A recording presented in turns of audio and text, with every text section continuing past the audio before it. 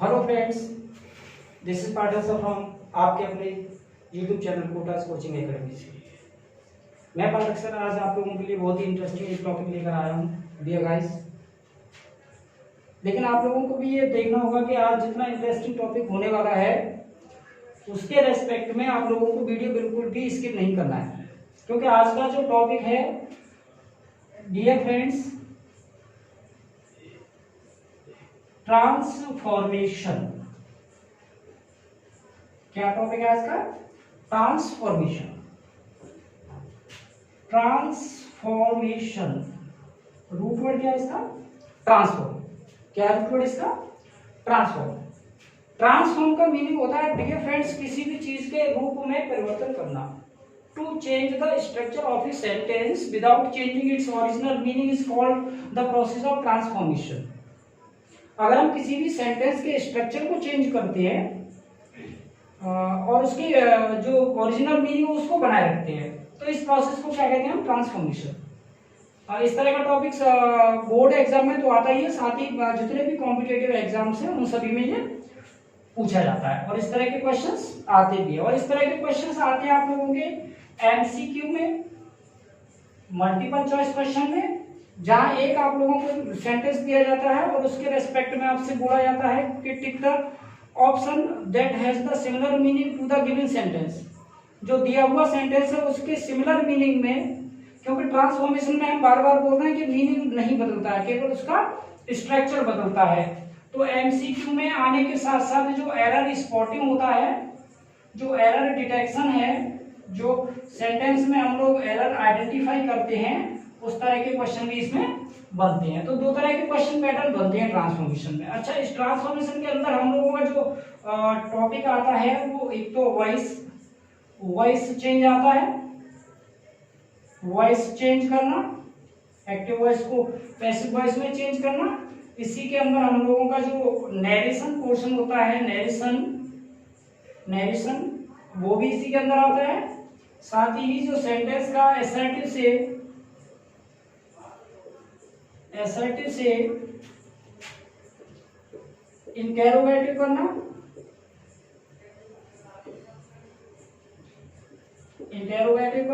किससे? असर्टिव से इंटेरोगेटिव करना, साथ ही पॉजिटिव से नेगेटिव ट्रांसफॉर्म करना, पॉजिटिव टू नेगेटिव ट्रांसफॉर्म करना। और डियर फ्रेंड्स एक बात और बता दूं, ये कि एक रेसिप्रोकल प्रक्रिया है, एक रेसिप्रोकल सिस्टम है जो दोनों तरफ से काम करता है, मतलब हम असर्टिव को इंटेरोगेटिव में भी ट्रांसफॉर्म कर सकते हैं और किसी भी इंटेरोगेटिव दिए हुए वाक्य को असर्टिव में बदला जा सकता है। साथ ही इसके अंदर हम लोग सिंपल सेंटेंस को कॉम्प्लेक्स बनाना सीखते हैं, किसी भी सिंपल सेंटेंस को कॉम्प्लेक्स में ट्रांसफॉर्म करना, किसी भी सिंपल सेंटेंस को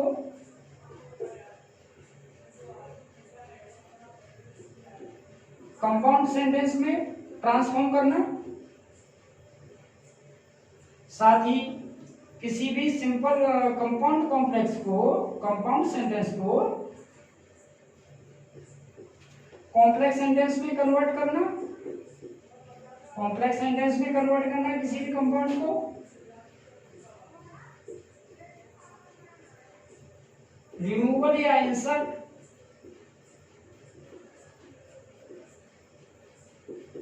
एडवर्ब टू को रिमूव करना या दिए हुए वाक्य में इंसर्ट करना, ये भी इसी के अंदर आता है। और साथ ही आप लोगों के लिए आता है इसमें डिग्री इंटरचेंज। क्या आता है? डिग्री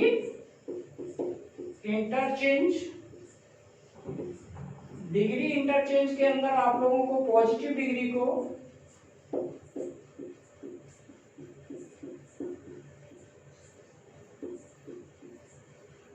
कंपैरेटिव में कन्वर्ट करना,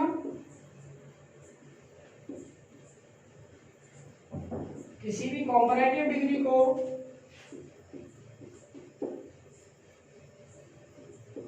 सुपरलेटिव में कन्वर्ट करना, साथ ही किसी सुपरलेटिव डिग्री को किसी पॉजिटिव में कन्वर्ट करना। किसी भी पॉजिटिव में कन्वर्ट करना।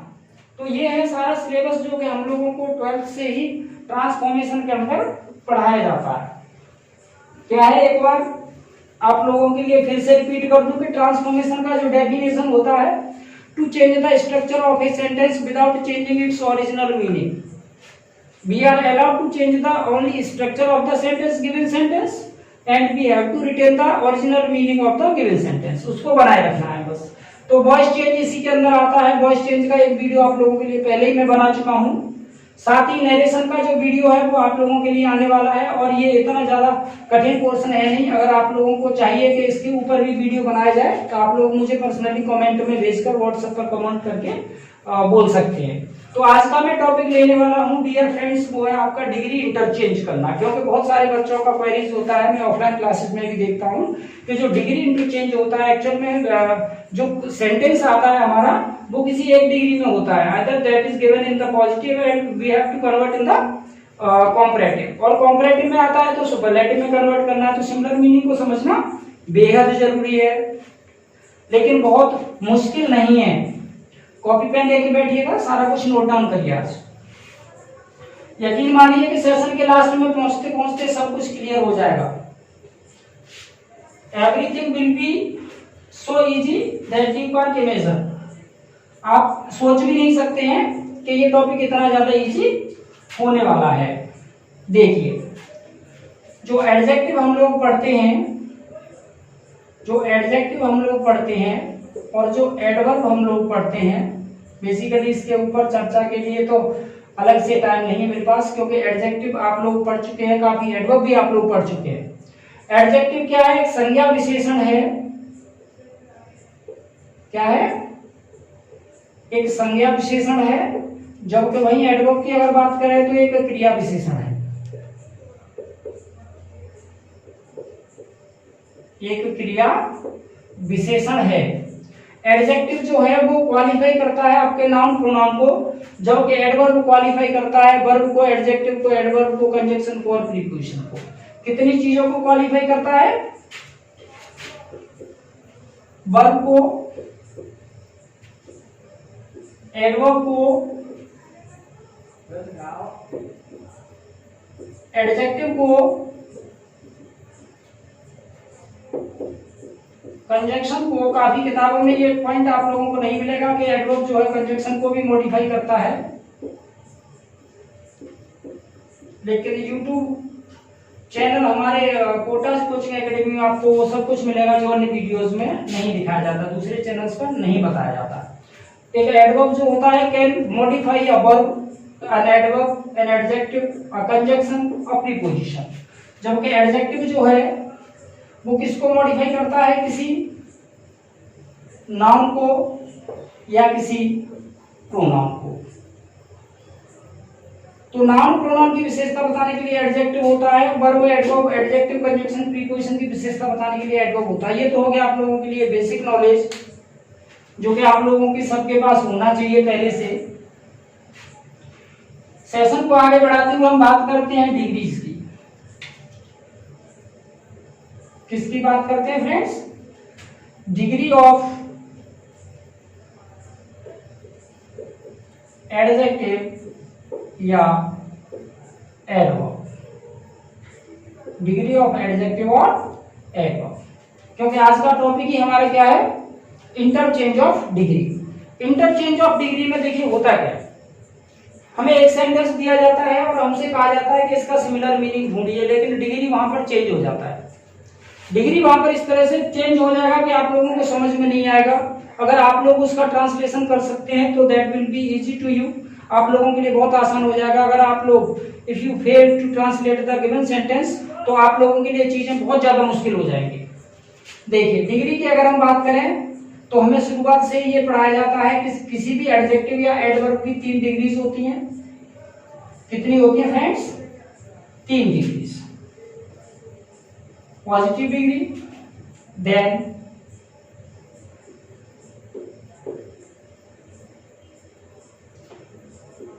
कंपैरेटिव डिग्री, देन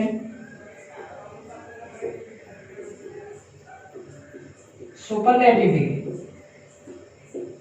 आप लोगों का ध्यान रखते हुए फ्रेंड्स, हम लोगों को ना तो गर्मी का परेशानी होती है ना पसीने का परेशानी होती है। आप लोगों को पता है कि आगरा का टेम्परेचर इस समय कितना है, इतनी ज्यादा ह्यूमिडिटी है, बारिश नहीं हुई है, इतनी ज्यादा ह्यूमिडिटी है कि बहुत ज्यादा गर्मी हो रखी है, बहुत ज्यादा पसीना भी है, नेचुरल एयर तो बिल्कुल चल ही नहीं रहा है। लेकिन आप लोगों की क्लास लेना हमारे लिए बहुत जरूरी है, क्योंकि ऑफलाइन क्लासेस सारे बंद हैं, कॉलेजेस सारे बंद हैं। अभी ये टॉपिक ट्रांसफॉर्मेशन जो है बोर्ड वाले स्टूडेंट्स के लिए जो अपीयरिंग हो रहे थे दिस ईयर, वो उनके लिए तो बहुत ज्यादा फायदेमंद होने वाला है। देखिए कितनी डिग्रीज पढ़ते हैं हम लोग, 3 डिग्रीज पढ़ते हैं। किसी भी एडजेक्टिव और एडवर्ब के 3 रूप होते हैं। डिग्री का बेसिकली जो मतलब हम लोग समझते हैं कि उसका डिग्री कितना है, भाई उसका मान कितना, उसका वैल्यू कितना है। तो वैल्यू की अगर हम बात करें तो किसी भी एडजेक्टिव और एडवर्ब की 3 वैल्यूज होती हैं। पहली पॉजिटिव डिग्री, दूसरा कंपैरेटिव डिग्री और तीसरा सुपरलेटिव डिग्री। जो पॉजिटिव डिग्री है इसको बेसिकली हम लोग किसी भी एडजेक्टिव या एडवर्ब का सामान्य रूप मानते हैं। क्या मानते हैं इसको? सामान्य रूप मानते हैं। कंपैरेटिव डिग्री की अगर हम बात करते हैं तो कंपैरेटिव डिग्री किसी भी एडजेक्टिव या एडवर्ब का तुलनात्मक रूप होता है। क्या होता है डियर फ्रेंड्स? तुलनात्मक रूप। अगर हम सुपरलेटिव डिग्री की बात करते हैं तो किसी भी एडजेक्टिव या एडवर्ब का सर्वोच्च रूप होता है। क्या होता है? सर्वोच्च रूप, सबसे मोटा, सबसे लंबा, सबसे अच्छा, सबसे महंगा, सबसे सस्ता, सबसे खराब, सबसे अच्छा है। कोई चीज अच्छी है तो पॉजिटिव में है, वो गुड हो गई है।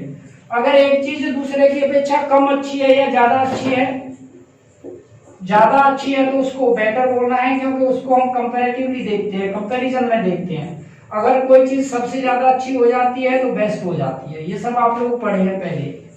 अगर कोई चीज खराब है सामान्य अवस्था में, सामान्य रूप में अगर कोई चीज खराब है तो दैट इज कॉल्ड बैड। और अगर कोई चीज किसी के कंपैरिजन में खराब हो जाती है तो उसको बोलते हैं वर्स।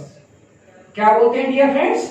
वर्स बोलते हैं। और अगर कोई चीज सबसे ज्यादा खराब हो जाती है तो उसको वर्स्ट नाम दिया जाता है। क्या नाम दिया जाता है? उसको वर्स्ट बोला जाता है। उसी तरह से अगर कोई व्यक्ति बुद्धिमान है तो उसको सामान्य रूप में हम कहते हैं कि वो इंटेलिजेंट है। क्या कहते हैं उसको? कि वो इंटेलिजेंट है। अगर कोई व्यक्ति दूसरे की कंपैरिजन में इंटेलिजेंट होता है तो हम उसको बोलते हैं कि अब ये मोर इंटेलिजेंट है।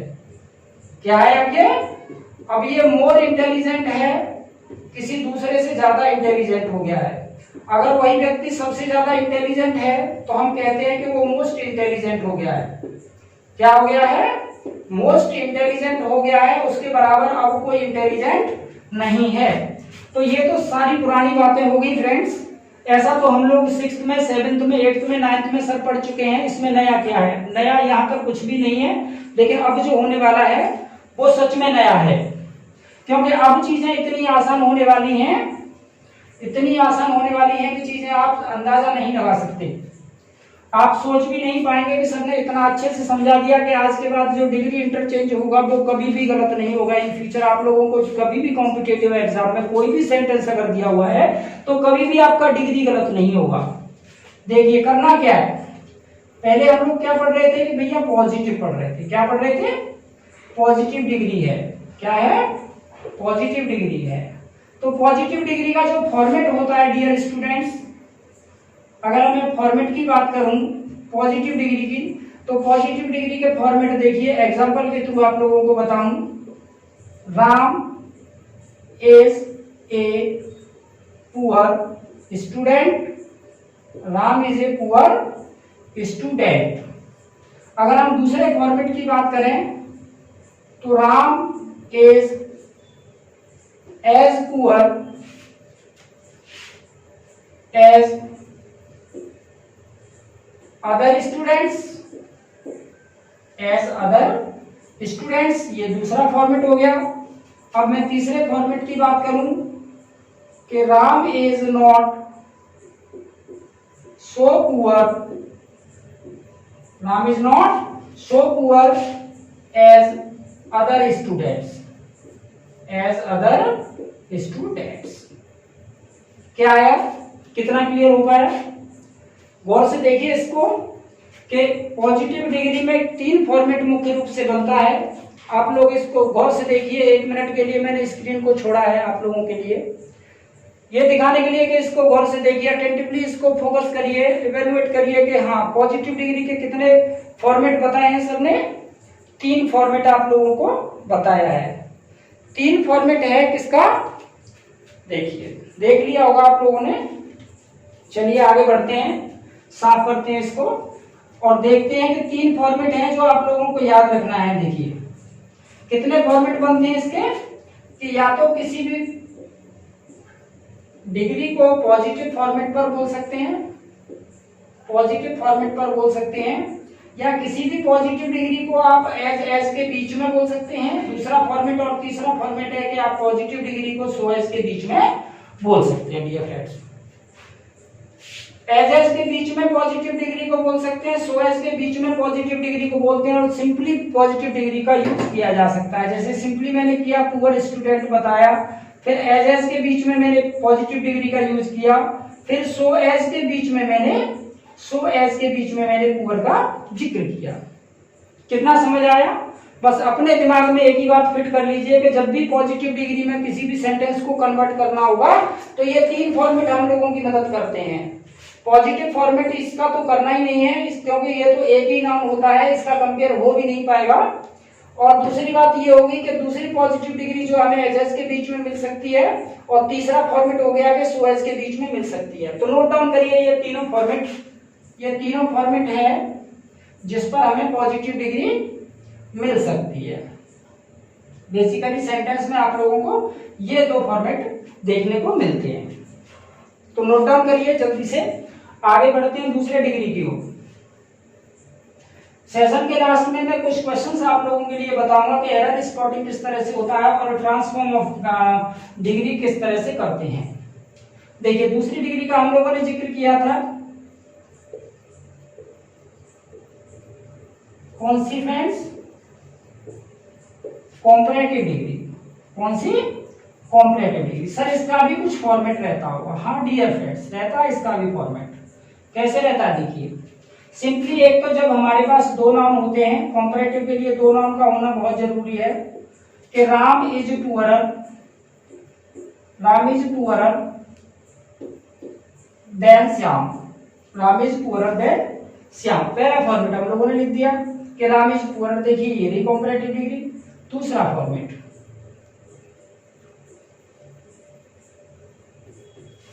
Ram is poorer than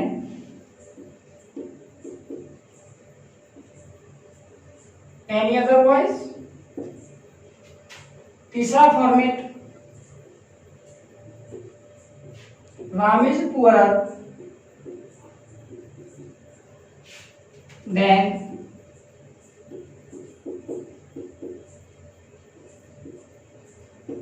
most other boys. इसको मैनी अदर वॉइस भी लिख सकते हैं, मैनी अदर वॉइस। बहुत से देखिए तीनों सेंटेंस, क्या समझ पा रहे हैं आप लोग? कितना समझ पा रहे हैं हम? कितना समझ पा रहे हैं पाठक सर? वादा है आप लोगों से, चैनल सब्सक्राइब नहीं किया तो सब्सक्राइब करिए, क्योंकि आने वाले वीडियो जो होंगे इसको भी बीट करने वाले होंगे। इससे भी बेहतर वीडियोस आप लोगों के लिए लाएंगे, चाहे आप लोग 12th के विद्यार्थी हों या आप लोग किसी भी कंपटीशन के एस्पिरेंट्स हों। जितना भी मेरा 12th का विद्यार्थी होगा उन सबके लिए जितना भी सिलेबस में टॉपिक्स आता है उन सबका एक वीडियो उनके परीक्षा होने से पहले, ये गारंटी है मेरी कि आप लोगों को इस चैनल पर उपलब्ध करवाना है। चलिए बात करते हैं कॉम्परेटिव डिग्री की। क्या हो रहा भैया कॉम्परेटिव डिग्री में? कि राम इज पुअर, एक तो मुझे पता चल गया कि कॉम्परेटिव डिग्री का यूज किया जा रहा है। अगर हम इसकी देखें कंडीशंस तो क्या यूज हो रहा है? कॉम्परेटिव डिग्री का यूज हो रहा है।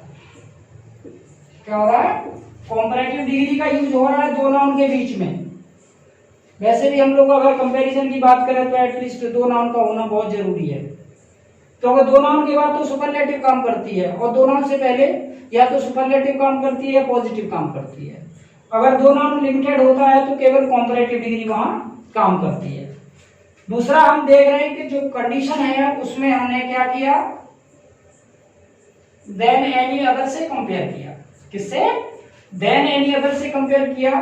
देखिए पहली कंडीशन में जनरली हमने कंपैरेटिव डिग्री का यूज किया, और दूसरी कंडीशन में हमने कंपेयर किससे किया, देन एनी अदर से कंपेयर किया, और तीसरी कंडीशन कहती है कि हमने कंपेयर किससे किया, देन मोस्ट अदर से कंपेयर किया, देन मोस्ट अदर से कंपेयर किया। तो ये 3 कंडीशन बनती हैं किसमें, कंपैरेटिव डिग्री में। नोट डाउन करिए फ्रेंड्स इसको भी, कि कंपैरेटिव डिग्री के 3 कंडीशन बन सकते हैं। जनरली किसी कंपैरेटिव का यूज हो सकता है दो नाउन के बीच में, या फिर कंपेयर हो सकती है देन एनी अदर से, या कंपेयर हो सकती है देन मोस्ट अदर से, और चौथा कंडीशन इसका नहीं बनता है। बिठा लीजिए अपने दिमाग में कि इसका चौथा कंडीशन नहीं बनता है। कॉपी पेन लेके बैठिएगा, एक एक चीज को नोट डाउन करिए। आज के बाद भूलना नहीं है, आज के बाद कभी भी अगर डिग्री इंटरचेंज मिलता है तो उसको ठीक तरह से 100% उसको विदाउट एरर ठीक करना है, आप लोगों को चेंज करना, ट्रांसफॉर्म करना उसको। चलिए तीसरी बात करते हैं, सुपरलेटिव डिग्री। कौन सी डियर स्टूडेंट्स, सुपरलेटिव डिग्री। बेटा देखो सुपरलेटिव डिग्री में क्या है, सुपरलेटिव डिग्री जो है वो सर्वोच्च स्थान प्रदान करती है। किसी भी चीज को हम सुप्रीम प्लेस प्रोवाइड करते हैं, सुप्रीम प्लेस पर पहुंचा के बात करते हैं, उस चीज को इतना बात करते हैं कि उसके कंपैरिजन में कोई दूसरा है ही नहीं। अब कैसे नहीं है दूसरा, देखिए कि 2 कंडीशन इसकी बनेंगी। क्या सर इसके भी फॉर्मेट है? हाँ डियर स्टूडेंट्स, इसका भी फॉर्मेट है। आप जब भी सुपरलेटिव डिग्री यूज करते हैं, राम का ही एग्जांपल लेते हैं कि Ram is the poorest boy, Ram is the poorest boy. Let's take another example, Ram is one of the poorest boys. क्या समझ पा रहे हैं आप दोनों एग्जांपल से कि हमने पहले वाक्य में क्या इस्तेमाल किया है, सुपरलेटिव डिग्री का इस्तेमाल किया है। क्या इस्तेमाल किया फ्रेंड्स, सुपरलेटिव डिग्री का। जबकि दूसरी एग्जांपल में हम लोगों ने वन ऑफ द सुपरलेटिव का यूज किया है, वन ऑफ द सुपरलेटिव। पहले जनरली एग्जांपल में सुपरलेटिव यूज हुआ और दूसरे एग्जांपल में one of the superlative use हुआ। इसका मतलब इसके 2 कंडीशन, इसके 2 एस्पेक्ट बन सकते हैं। क्या बन सकता है कि एक तो सुपरलेटिव डिग्री यूज करना, सुपरलेटिव यूज करना, और तीसरा है one of the superlative use करना, one of the superlative degree का यूज करना।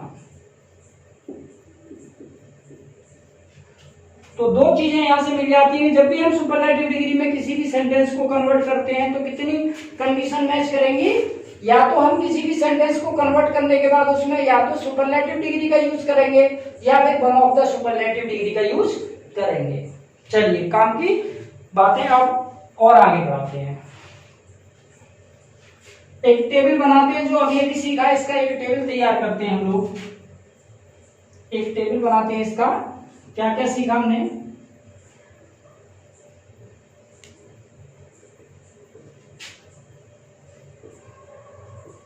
पॉजिटिव डिग्री सीखा है सर, कुछ बातें कंपैरेटिव में सीखी हैं सर,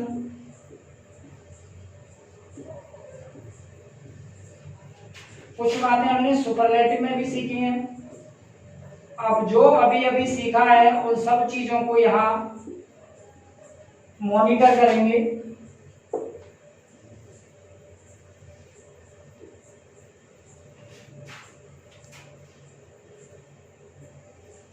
सब चीजों को मॉनिटर करेंगे। देखिए सुपरलेटिव में हम लोगों ने क्या सीखा है, एक अच्छी सी टेबल बनाते हैं। आप लोग भी अपनी कॉपीज पर अच्छी सी टेबल तैयार करिए, क्योंकि जब तक आप लोगों को इसके कस्टम नहीं हो जाते, आप लोग इसके अभ्यस्त नहीं हो जाते, आप लोगों का प्रैक्टिस पूरा नहीं हो जाता, तब तक ये टेबल आप लोगों को हेल्प करेगी।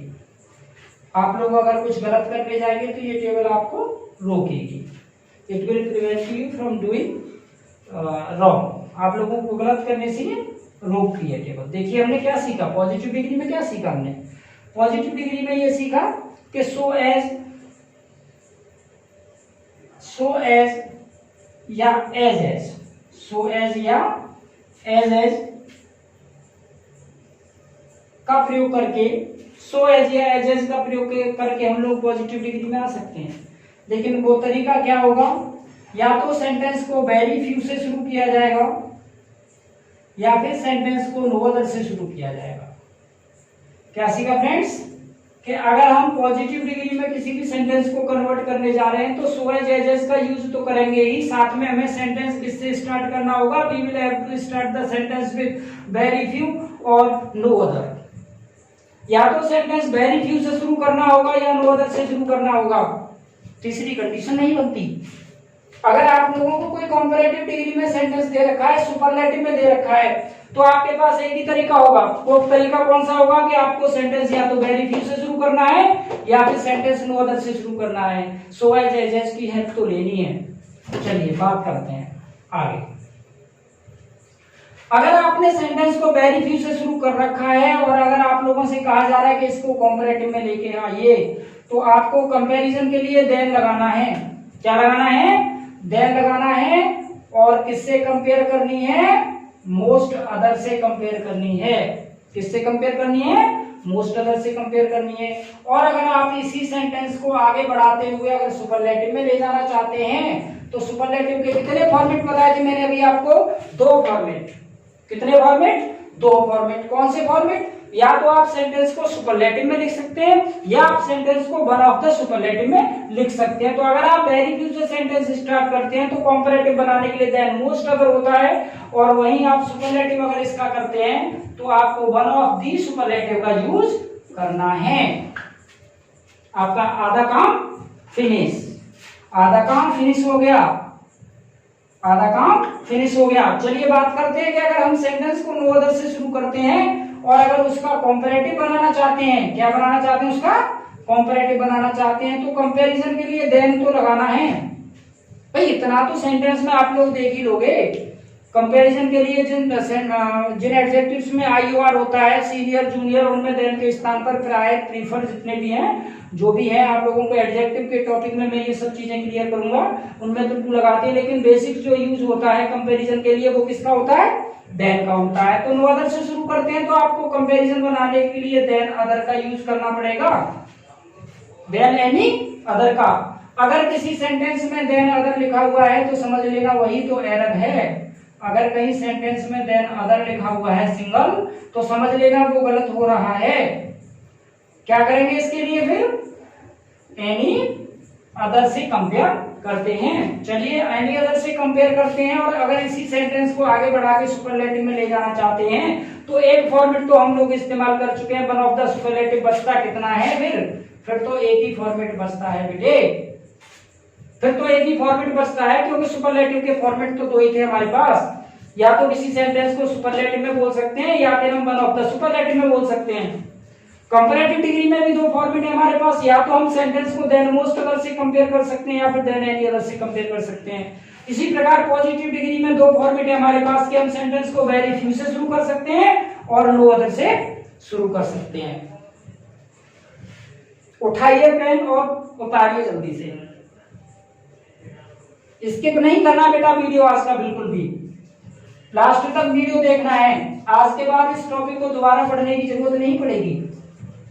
आज के बाद टॉपिक दोबारा पढ़ने की जरूरत नहीं पड़ेगी, क्योंकि अब आप लोगों के लिए कुछ लेके आ रहा हूं एग्जाम्पल, और with the help of the table I have just taught you, जो मैंने आप लोगों को अभी पढ़ाया है टेबल, उसकी मदद से देखिए आप लोगों को क्या करना है। सेंटेंस है कि very few girls are as hard working as Sita. क्या फ्रेंड्स, कि वेरी फ्यू गर्ल्स, कुछ लड़कियां आर हैं, एज हार्ड वर्किंग, एज के बीच में क्या इस्तेमाल हुआ है, पॉजिटिव डिग्री। क्या इस्तेमाल हुआ है, पॉजिटिव डिग्री। चलिए अभी किस डिग्री में है ये, पॉजिटिव में है। किस में है, पॉजिटिव में है। आप बनाना चाहते हैं इसका कॉम्परेटिव। क्या बनाना चाहते हैं आप इसका, कॉम्परेटिव। अब याद करिए, मेमोराइज करिए, टेबल में क्या सीखा था कि अगर कोई सेंटेंस वेरी फ्यू से शुरू होता है, अगर कोई sentence, if the given sentence start with very few, we will have to convert the sentence and we will have to compare the sentence किससे, यूजिंग, किससे करना है, मोस्ट अदर से, किससे करना है, मोस्ट अदर से। तो क्या हो जाएगा, Sita is more hard working, Sita is more hard working, comparison के लिए क्या करेंगे, देन, किससे कंपेयर करनी है,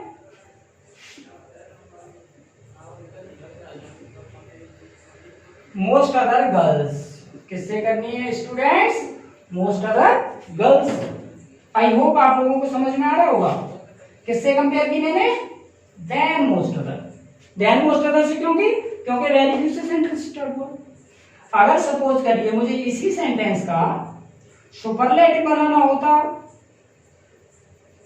मुझे इसी सेंटेंस का सुपरलेटिव बनाना होता, तो मैं क्या करता, फिर मैं सोचता कि अगर कोई सेंटेंस वेरी फ्यू से शुरू होता है तो सुपरलेटिव फॉर्मेट में जाने के लिए क्या होता है उसमें, क्योंकि सुपरलेटिव के फॉर्मेट तो दो ही हैं, या तो हम सुपरलेटिव डिग्री यूज कर दें या फिर one of the superlative use कर दें। आप सुपरलेटिव डिग्री में जाने के लिए चलिए वेरी फ्यू वाले कॉलम में क्या बताया मैंने आपको, वन ऑफ द सुपरलेटिव। तो अगर इसका सुपरलेटिव बनाना है तो सिंपली आपको क्या करना पड़ेगा कि Sita is one of the most hard working girls, most hard working girls, Sita is one of the most hard working girls. Sita जो है मोस्ट हार्ड वर्किंग गर्ल्स में से एक है। कितना सिंपल हो गया, ये तो बहुत आसान हो गया। चलिए दूसरा एग्जांपल लेते हैं। बाकी एरर स्पॉटिंग का भी मैं कुछ क्वेश्चंस आप लोगों को बताऊंगा सेशन के लास्ट में। दूसरा क्वेश्चन लेते हैं।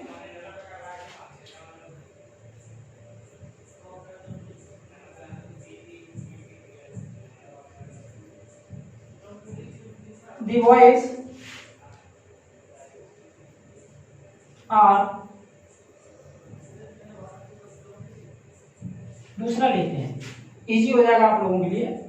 दूसरा लेते हैं, थोड़ा सा अलग हट के लेते हैं, ठीक है। No other boy is as good as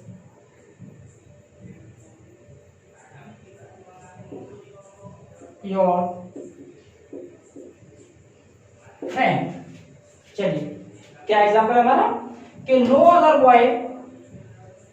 boy is as good, as के बीच में क्या लिखा है, पॉजिटिव डिग्री, कि नो अदर बॉय कोई लड़का नहीं है एज गुड, उतना अच्छा एज योर फ्रेंड, जितना तुम्हारा मित्र है। अगर आप लोग ट्रांसलेशन की मदद ले सकते हैं तो आप लोग इसको पढ़ने के बाद ही समझ जाएंगे कि हम लोगों को करना क्या। देखिए क्योंकि लिखा है कि no other boy is as good as your friend, कोई भी लड़का नहीं है उतना अच्छा जितना तुम्हारा मित्र है। अगर मुझसे कहा जा रहा है कि इसको सुपरलेटिव में कन्वर्ट करना है, क्या करना है बेटा, सुपरलेटिव डिग्री में कन्वर्ट करना है, इसको ट्रांसफॉर्म करना है और इसके ओरिजिनल मीनिंग को संरक्षित रखना है, उसको चेंज नहीं करना है।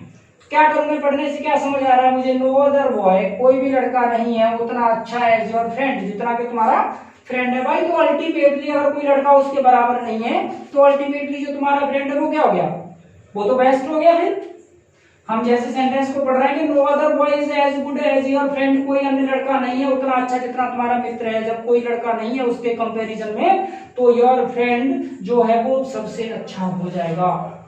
ये तो हो गया ट्रांसलेशन मेथड।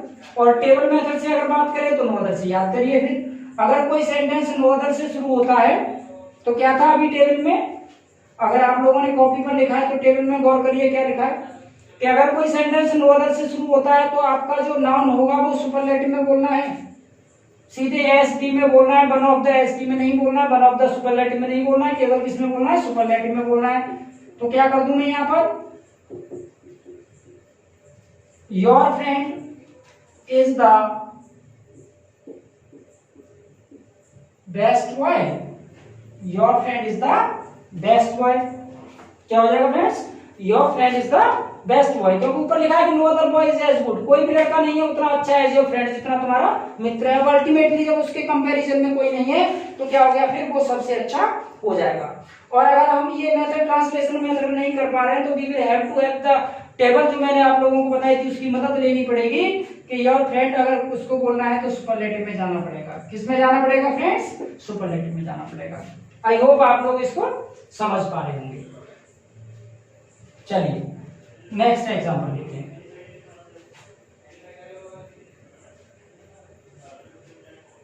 नेक्स्ट एग्जांपल लेते हैं यहां,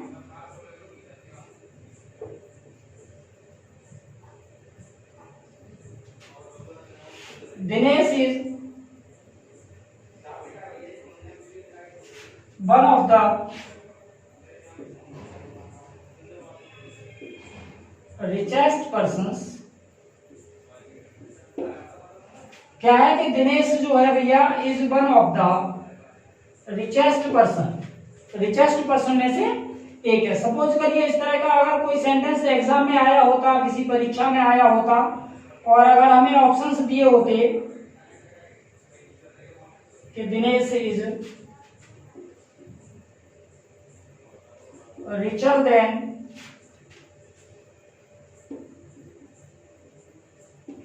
एनी अदर पर्सन, दूसरा ऑप्शन अगर हमें दिया होता Dinesh is the richest person और तीसरा ऑप्शन अगर दिया होता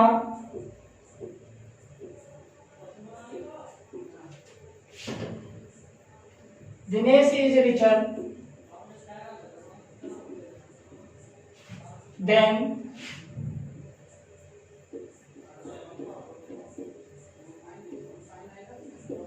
मोस्ट अदर पर्सन्स और चौथा ऑप्शन अगर हमें दिया होता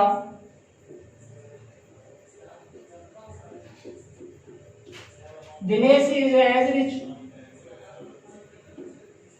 एज अदर पर्सन्स।